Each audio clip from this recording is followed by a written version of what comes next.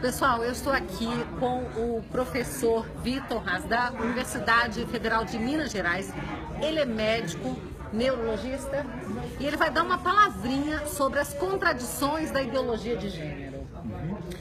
A ideologia de gênero é um construto teórico que não tem qualquer tipo de fundamentação científica e, além disso, as suas duas vertentes são contraditórias entre si e autocontraditórias. Então, a primeira vertente seria o feminismo de gênero, que se baseia no pressuposto de que a biologia não tem influência nenhuma na determinação do gênero da pessoa, que a identidade de gênero é um processo que é socialmente construído e é totalmente descolado de quaisquer influências biológicas, quer sejam genéticas, quer sejam hormonais, né? Então, por exemplo, no caso de meninos preferirem brincar com revólveres ou com bola de futebol e menina brincar de chazinho, brincar de bonequinha, o feminismo de gênero parte do pressuposto de que isso é uma influência cultural. E na verdade não é assim. A gente sabe através do estudo de primatas, né, por exemplo, que chimpanzés bebês preferem brinquedos mais compatíveis com o seu sexo, né? Então, essa posição do feminismo de gênero, ela equivale a uma espécie de determinismo absoluto, né? Quer dizer assim, na qual o indivíduo não tem, a experiência do indivíduo, a subjetividade não tem qualquer papel na construção desse processo. E ela é contraditória em relação ao transgenderismo, que eu acho que é um anglicismo, mas eu não encontro uma palavra melhor.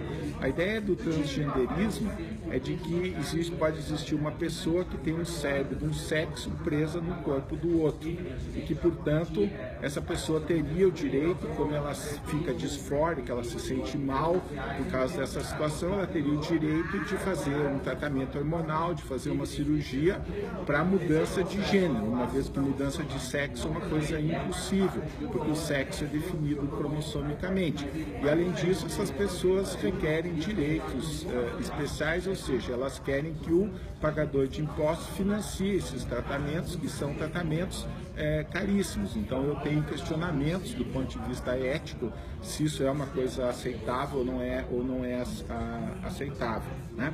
Então, essas duas posições, elas são contraditórias entre si, elas representam polos opostos de uma forma de determinismo que cientificamente não se sustenta.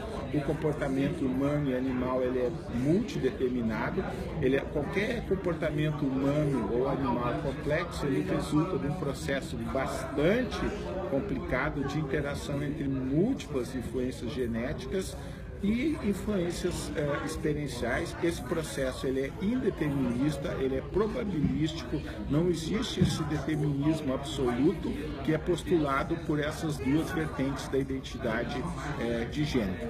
Essas duas vertentes da identidade de gênero, elas são autocontraditórias também, porque elas, vamos dizer assim, procuram satisfazer uma necessidade individual, a frustração do indivíduo com o seu próprio gênero, a sua disforia, a sua inconformidade com o seu sexo, que é uma sensação subjetiva que muitas pessoas experimentam, que você não tem o que fazer em relação a isso. Isso faz parte, isso existe, isso faz parte da vida, tá?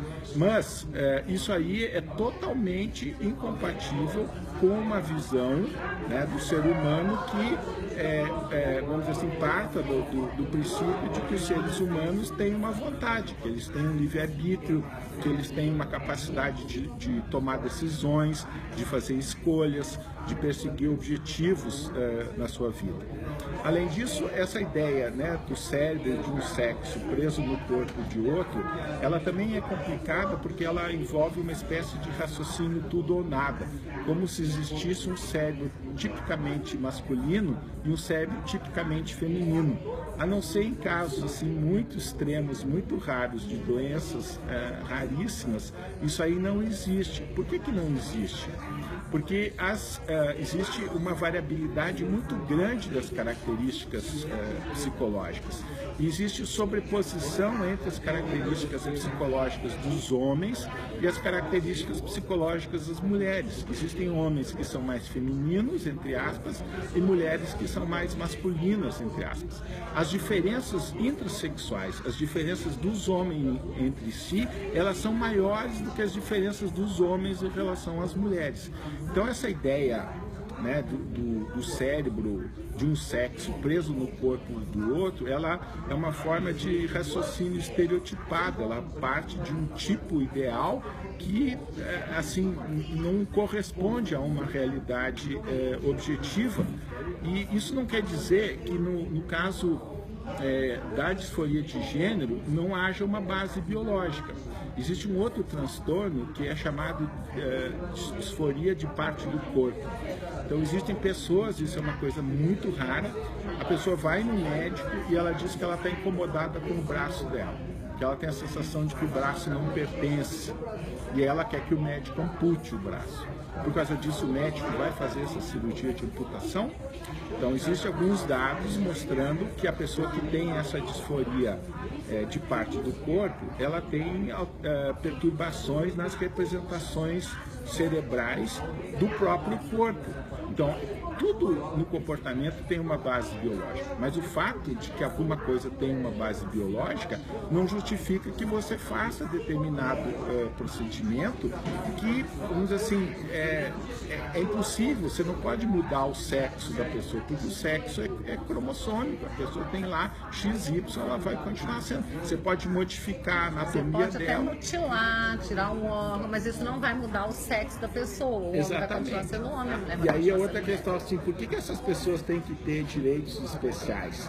Elas são melhores do que as outras pessoas? Elas são cidadãos como quaisquer outras pessoas. E se elas quiserem fazer esse tratamento, eu não sou contra, quer fazer. Mas faça as suas custas, não as minhas. Por que eu tenho que pagar isso? Tá vendo? Ok. Gente, é uma aula, né? E isso é um médico que é especializado em neurologia, né? Então, lacrou, né, pessoal? Valeu. Tá bom. Muito obrigado. Tá?